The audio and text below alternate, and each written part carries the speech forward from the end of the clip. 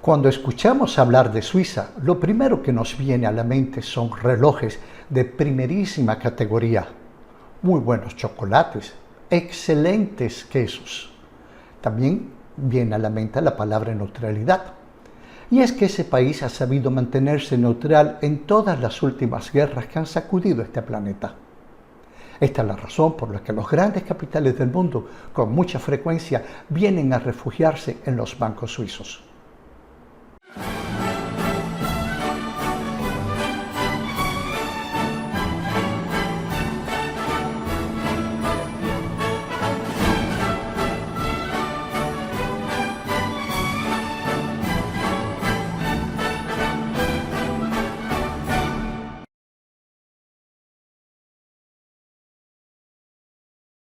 Otras de las cosas en las que pensamos cuando hablamos de Suiza es en su estabilidad política, en su desarrollo y en su libertad.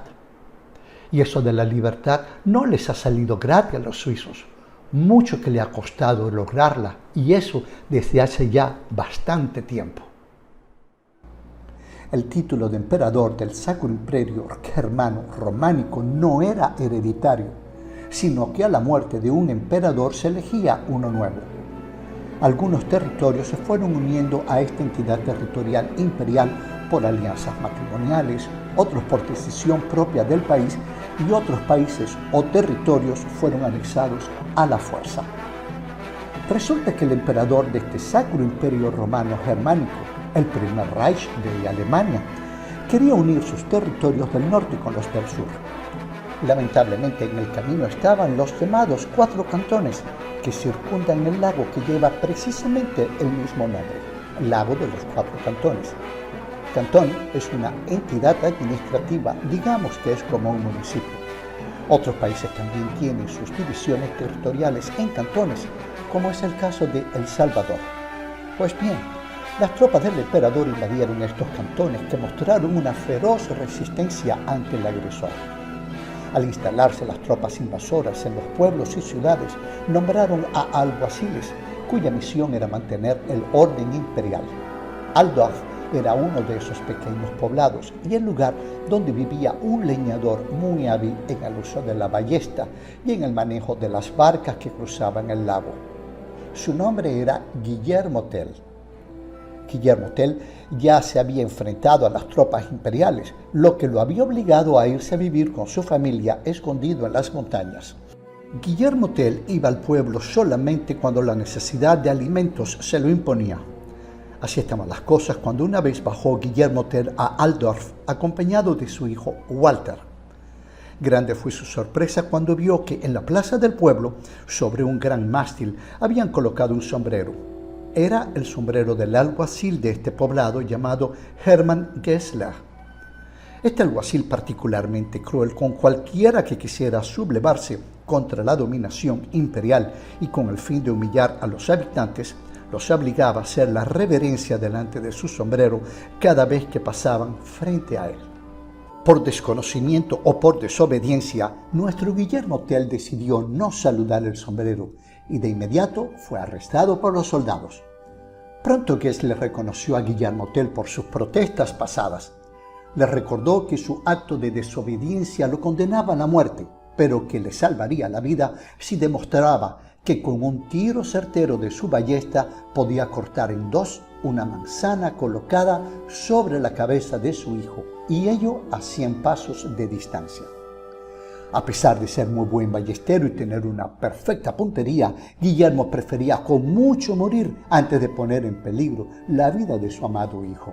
Sin embargo, Walter, su hijo, tanto insistió confiado en la habilidad de su padre que Guillermo aceptó la proposición. Todos en el pueblo esperaban ver cómo se desarrollaban los acontecimientos y como había previsto Walter, de un solo flechazo y a 100 pasos de distancia, Guillermo cortó la roja manzana que estaba en equilibrio sobre la cabeza de su hijo.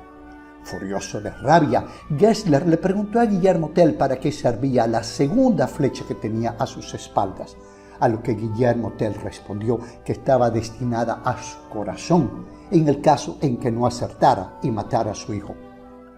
Como ya Gessler había prometido no quitarle la vida, lo condenó a cadena perpetua en un castillo del otro lado del lago. Allí se dirigieron y cuando estaban a la mitad del lago se desencadenaron los elementos, provocando una violenta tempestad. De hecho, esto lo podrá escuchar perfectamente en la obertura. Gessler y los otros ocupantes de la barca sabían que el único que podía llevarlos hasta la orilla sanos y salvos era el propio Guillermo. Lo desataron y le dieron las riendas de la barca.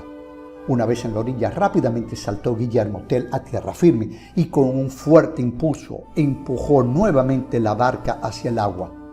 Una vez amainada la tempestad, los ocupantes ganaron la orilla y se dirigieron al castillo. En el camino los esperaba Guillermo Tell. Fue el momento en que cumplió su promesa. Con la flecha que le quedaba, atravesó en dos el corazón del odiado alguacil. Esta es una historia muy bonita, pero nada demuestra la existencia histórica de este personaje.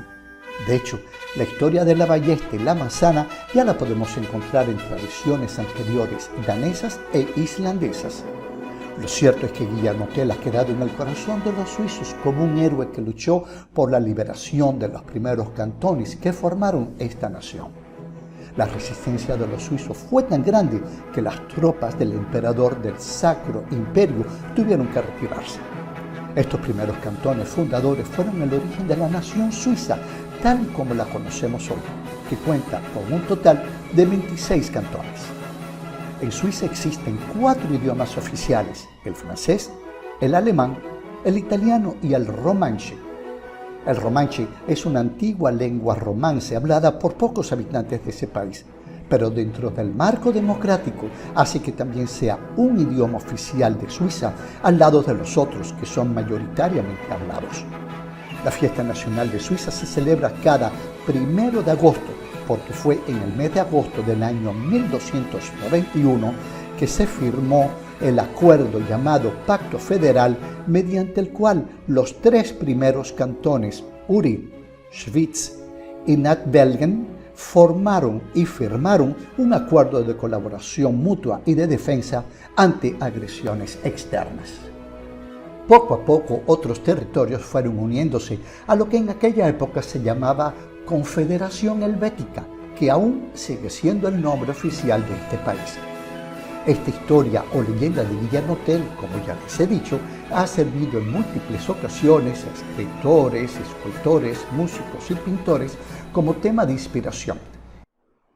Importante es la ópera que escribió el compositor italiano Gioachino Rossini sobre la obra homónima de Guillermo Tell. Le invito a que la busquen en internet, específicamente su obertura. Seguro que la reconocerán. Ha sido utilizada en muchas películas y para muchos comerciales.